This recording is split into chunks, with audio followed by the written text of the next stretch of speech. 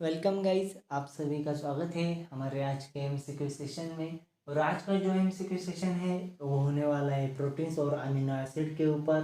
तो बने रहिए मेरे साथ। मैं हूँ आपका दोस्त और आप देख रहे हैं फार्मा स्टडी। तो गाइस स्टार्ट करते हैं हमारे फर्स्ट एमसीक्यू के साथ, जिसमें हमें पूछा है what is the molecular weight of glycerine. तो ग्लिसरीन का मॉलिक्यूलर वेट हमें पूछा है, जो कि 75 ग्राम पर मोल होता है, जो कि ऑप्शन ए है। चलते हैं हमारे अगले क्वेश्चन की तरफ, जिसमें हमें पूछा है which of the following is an example for a bioplastic. तो बायोप्लास्टिक के लिए हमें एग्जाम्पल पूछा है, तो इसका जो राइट आंसर है वो है ऑप्शन ए, पॉलीएस्पार्टेट।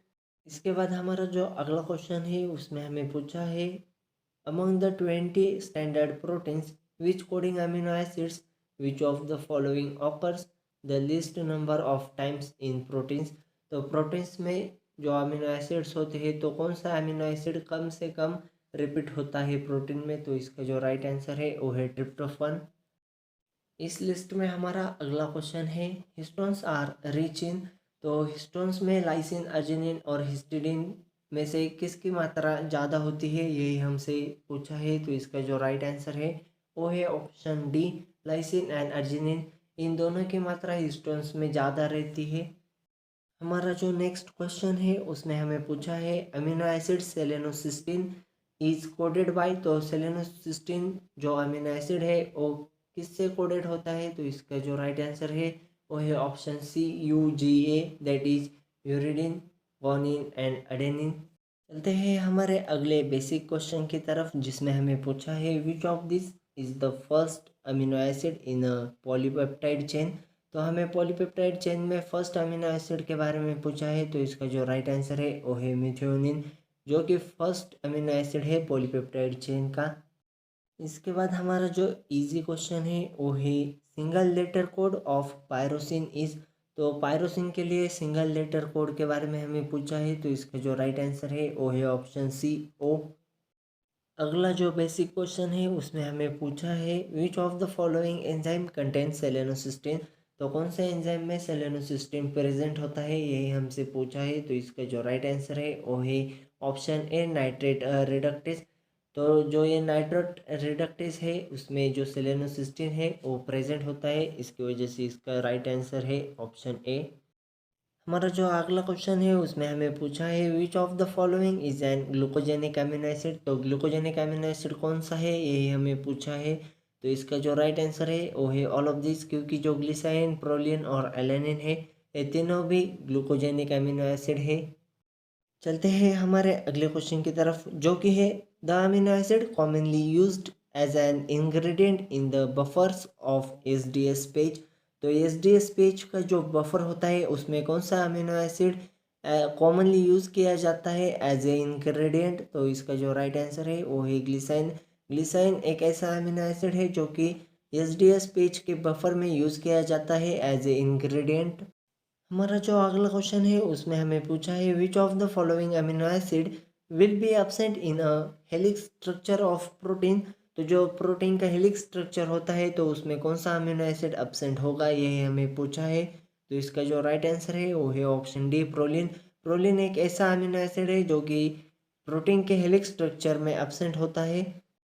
चलते हैं हमारे अगले क्वेश्चन की तरफ, जिसमें हमें पूछा है which of the following amino acid act as excitatory neurotransmitter. तो कौन सा अमीनो एसिड एक्साइटेटरी ट्रांसमीटर के तौर पर एक्ट करता है, ये हमें पूछा है। तो इसका जो राइट आंसर है वो है option D, all of this, क्योंकि जो ग्लूटामेट, एस्पार्टेट और सिस्टीन है ये तीनों भी अमीनो एसिड एक्साइटेटरी न्यूरोट्रांसमीटर के तौर पर एक्ट करते हैं।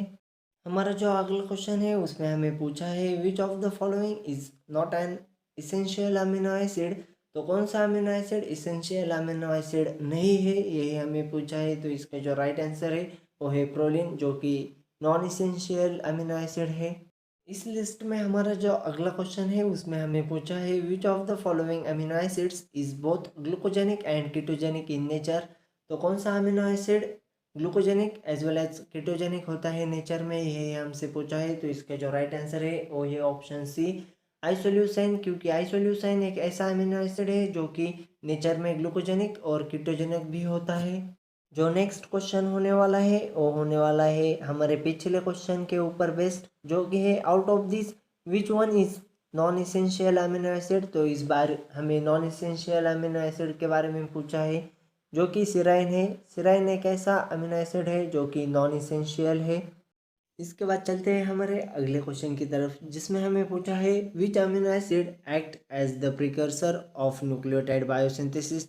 तो कौन सा अमीनो एसिड एक्ट करता है as a precursor of nucleotide biosynthesis, यही हमें पूछा है। तो इसका जो राइट आंसर है वो है ऑल ऑफ दिस, क्योंकि ये जो एस्पार्टेट, ग्लिसराइन और ग्लूटामाइन है, ये तीनों भी एक्ट करते हैं as a precursor of nucleotide biosynthesis. इसके बाद हमारा जो इस सेशन का सेकेंड लास्ट क्वेश्चन है वो है which of the following is an essential amino acid. तो पिछले एमसीक्यू में हमने फेस किया है नॉन इसेंशियल अमीनो एसिड के क्वेश्चन को। तो इस क्वेश्चन में पूछा है क्या है कि इसेंशियल अमीनो एसिड कौन सा है। तो इसका जो राइट आंसर है वो है ऑप्शन डी, फिनिलैलैनाइन, क्योंकि जो ये फिनिलैलैनाइन है वो इसेंशियल अमीनो एसिड है।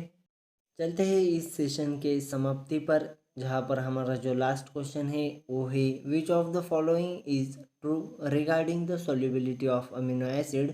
तो अमीनो एसिड के सोल्यूबिलिटी के बारे में कौन सा स्टेटमेंट ट्रू है, यही हमें फाइंड करना है। तो इसका जो राइट आंसर है वो है mostly soluble in water and insoluble in organic solvent, क्योंकि जो अमीनो एसिड होते हैं वो ज़्यादातर वाटर में सोल्यूबल होते हैं और ऑर्गेनिक सॉल्वेंट में इनसोल्यूबल होते हैं।